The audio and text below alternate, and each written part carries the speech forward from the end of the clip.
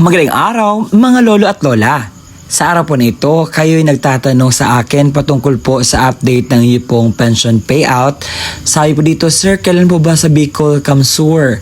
Sir, kailan po ba sa Batangas? Sa Barangay San Antonio? Kailan po ba yung sa Region 5? Marami pang katanungan dito na dapat kong sagutin ngayong araw nang sa yun po hindi masayang ang mga katanungan na binabato sa akin at kinakailangan itong bigyang pansin. Attention sa lahat natin mga senior citizens. May payout releasing na, payout scheduled February 28, 2026. Alamin natin ang buong detalye sa balitang ito. Ang makukuha ninyo na impormasyon ngayong araw ay ang balita o update sa social pension for indigent senior citizens. Pangalawa, ano ba ang mga lugar na mayroong magaganap na payout? Pangatlo, saan mo ba gaganapin ang payout? Pang-apat, ano ba ang kompletong requirements? At pang-anim, ay meron po kayong mga dapat na malaman na patungkol po ito sa mga verification na dapat yung malaman.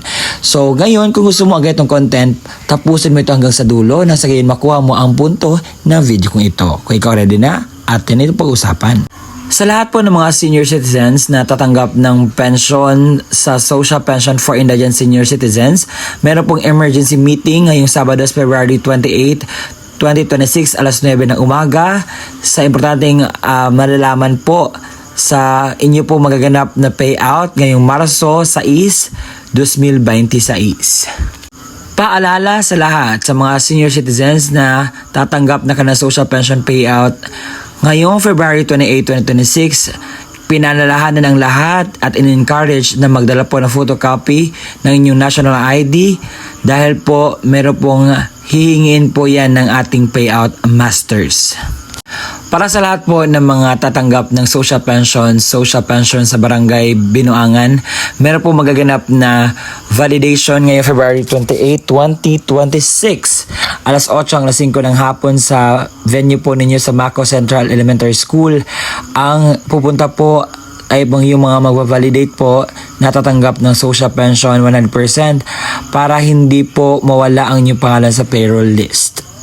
Isingit ko na rin dito yung sa Davao City dahil meron pong annual financial assistance sa mga senior citizens sa February 28, 2026. Ito po ang mga barangay na magpi-payout. Sa barangay 19-B, sa mga surnames nagsimula sa A hanggang D, meron po kayong payout.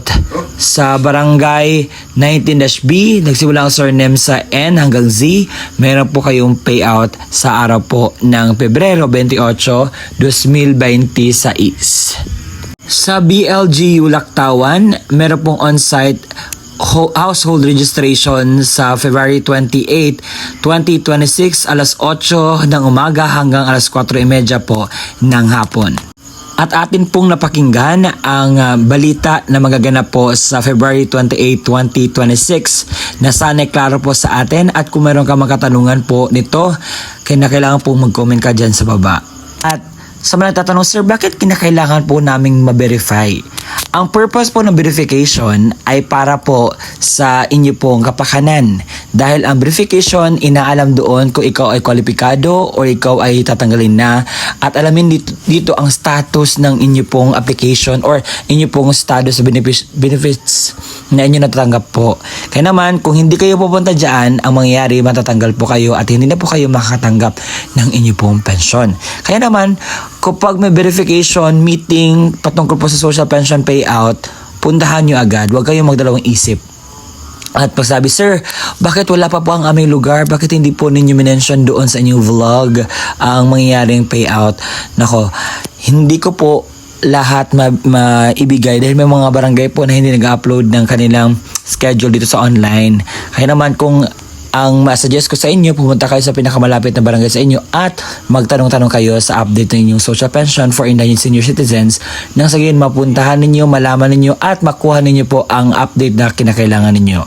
At yun po, sa pagpe-payout po ay meron po requirements tayong kukunin at ito po ang kumpletong requirements na dapat nyo makuha. Or beneficiaryo ang kukuha na kanyang payout, isang malinaw na photocopy or Xerox ng senior citizens ID na mayroong 3 original na pirma or thumb mark katulad sa ID ng senior citizens. Paalala, Panatiling presentable ang mga dokumento, ilagay sa plastic envelope nang iwasang magusot.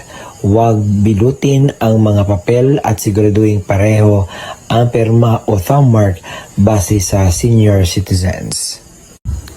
Kung authorized representative ng senior citizens or beneficiary ang kukuha ng pensyon, isang malinaw na photocopy ng ID ng senior citizens at lagyan na 3 orihinal na pirma o thumbmark katulad ng nasa ID ng senior citizens. Authorization letter na nagmumula sa MSWDO, CSWDO at OSCA na mayroong orihinal na pirma na MSWDO, OSCA, senior citizens at authorized representative. Isang malinaw na photocopy ng government-issued ID gaya ng SSS, updated PhilHealth ID, Barangay ID, UMID, Voters ID, updated voter certification, updated police clearance ng authorized representative at lagyan na 3 original na pirma o thumbmark katulad ng ipapakitang ID. Paalala, siguraduhin pareho ang lagda thumbmark ng senior citizen, beneficiaryo at authorized representative base sa kopya ng government-issued ID na presenta. Kumpletuhin ang mga hinihinging lagda thumbmark sa authorized letter, iwasang magusot at huwag bilutin ang mga dokumento.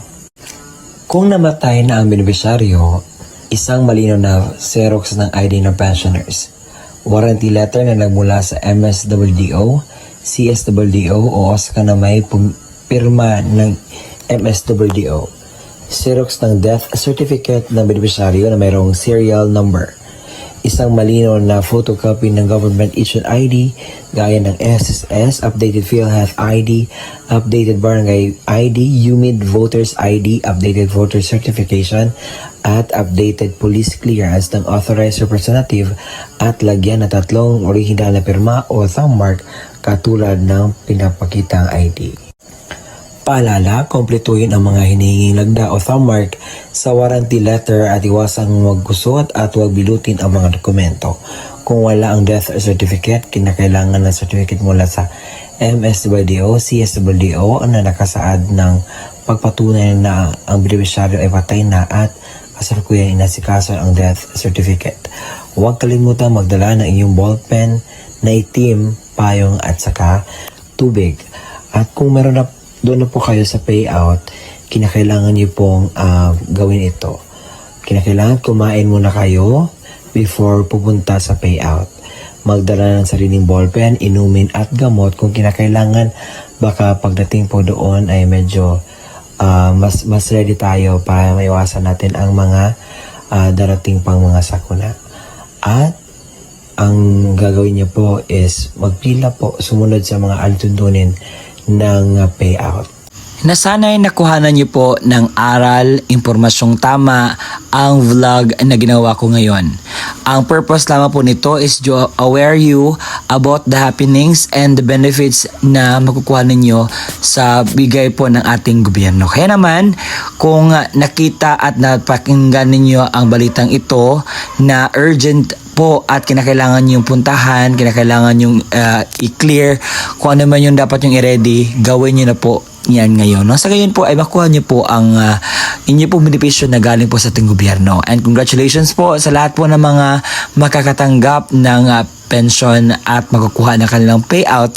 At kung nagustuhan nyo ang aking vlog, paki-subscribe naman at paabutin natin ito ng 100,000. Konting-konting tiis na lang. Salamat po sa inyong tulong dahil makaabot na tayo ng 100,000. See you in my next vlog. Bye-bye!